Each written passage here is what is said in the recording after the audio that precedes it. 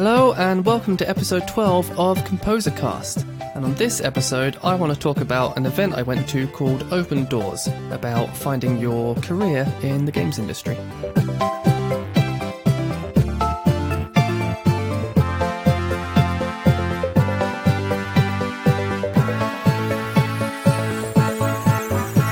So I went up to London the other month to attend an event about finding your perfect role and starting your career in the games industry. And it was a great talk with some really cool people on the panel discussing their roles in the industry, how they got into games, and their personal experiences in the industry right now. The panel consisted of Jess Hider, Adrienne Law, Anisa, Sanusi, and Chris Wilson. So I'm going to give sort of a summary of everything I took away from the talk. Roles. So there are so many roles in the games industry, and a few of them are really in demand, such as tech artists, UI programmers, physics programmers, and UI sound designers, which is something that I didn't know existed. There are some you may not have thought about, such as accountant and HR manager. There's bound to be something perfect for you. In a big company, you might even have multiple producers working on one game, with each one focusing on looking after a specific feature. There are about 2,000 games companies in the UK at the moment. This means there is quite a lot of opportunity for you out there. You just have to go and find it and network with people. Working for a studio. Be nice. Work well in teams, and communication is key. You have to be able to get along with people. You'll be spending most of your waking time in the week with your colleagues, so you have to get along and talk to each other when there is a problem. If you don't communicate, emotions will bubble under the surface until they boil over and it can get messy. Good companies want you to be T-shaped. They want you to specialise and be really great at one particular thing and then expand out so you have general knowledge of lots of other useful things. It's great to have your passion and to be working on that, but it's even better if you can cultivate a transferable skill set. Getting a job. Find events to go to throughout the year, such as BAFTA events and other networking events. So network and meet cool, like-minded people at these places. People are generally happy to chat with you if you just put yourself out there. Talking to strangers is never easy, but everyone is in the same boat. People are more likely to respond to your emails or messages if you're polite and perhaps providing some value up front. They might not reply just because they're so busy, so don't feel afraid to send a follow-up email without seeming pushy.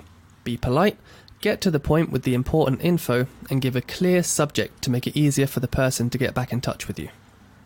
You want to think about your online presence and the reputation that will create. Everyone seems to know everyone in the industry, and word spreads quickly if your tweets are racist or you're just not a nice person online. So, be nice. If you're an aspiring composer, you should learn how to do much more than just compose music.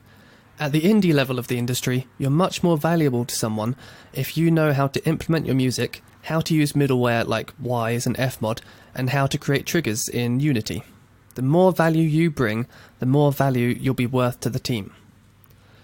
When you're making your demo reel, you need to capture the viewer's attention in 30 seconds or less. Put your best work at the start and wow them with something special and something they'll remember you by. There's no point leaving all the good stuff till the end, because 30 seconds in, they'll just be like, this is rubbish, we're not choosing this person. So put it at the start. With CVs, if you have to write a CV to apply for a job, keep it to one page and make sure you tailor it for that specific job. If you're an artist looking to work on a space game, don't put your drawings of orcs all over the CV. Replace them with some awesome battleships that you drew last week. Put the most relevant skills for that job up at the top so that they don't have to read through your life story just to see what you're good at. Your CV should be simple, to the point, and easy to read. You can try and make it stand out, but unless you're going for an art or design job, there's not really much point. Make sure you name your PDF with your actual name and include links inside the PDF to your website and your work. Once you're in the room for an interview, the company is looking at you as a person. You know, they've already seen your CV and the work you can produce, so they're really seeing if you'll be a good fit for the team. So here's a cheesy line. Companies would rather have a hole in their team than an arsehole on their team. A great question to ask in interviews is if there is a training budget.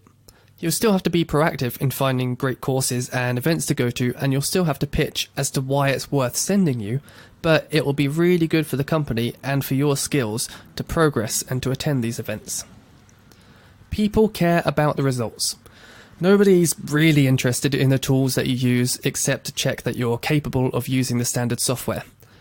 Show them the results and they'll be happy.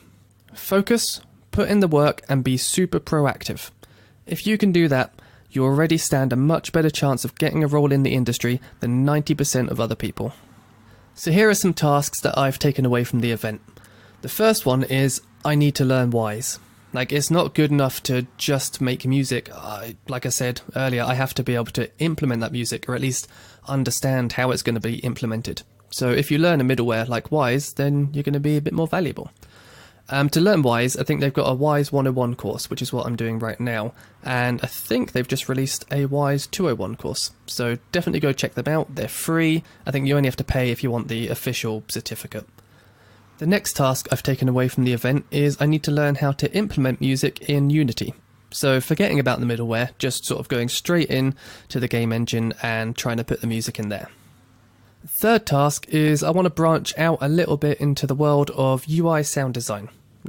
I didn't even know that was a thing. Obviously, it exists, I just hadn't noticed it before, and I think it sounds really cool. So I'm going to have a look at that.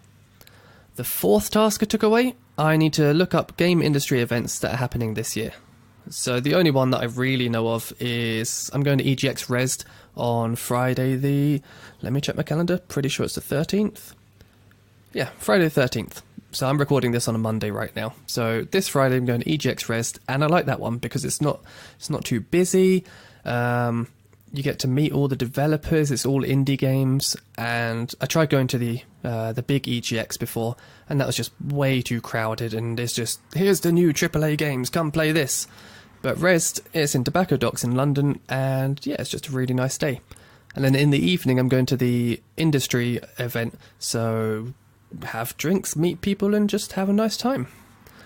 And then the last task I've taken away is if I build my own simple game from scratch and maybe document the whole process, then that will cover learning Wise, and it will cover learning Unity if I use Unity, and it will make me a much more valuable person on the team.